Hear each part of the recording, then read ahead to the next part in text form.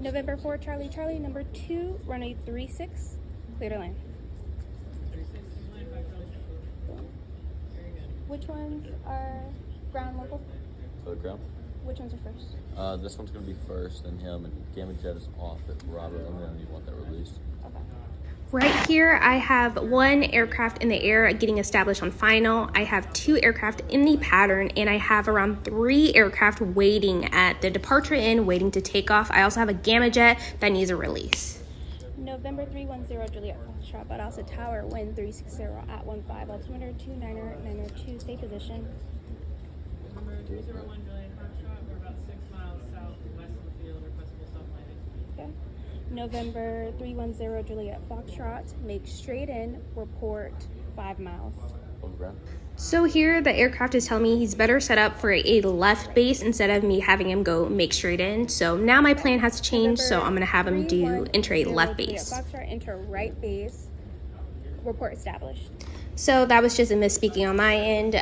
We're on runway 36, so it's actually going to be a left space. No, you're good. November 310, Juliet Foxtrot, enter left base, runway 36, report established.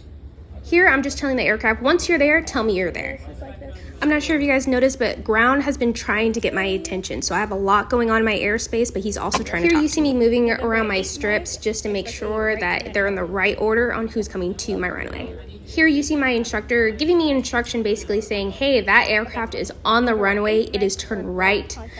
Taxiway Charlie, contact ground instead of expect, because he's already on the ground. Crossing a 368, Sugar. Hold short, runway 36, traffic Hold short, inbound. runway 36 for Here, my ground controller is asking me to cross runway, but I have an aircraft on short final, so he needs to hold short. And it's important as a ground controller that you always say those words back. Hold short, runway 36. Valdosta Tower. 20 miles to the south, Navy 4338, on a visual, 36.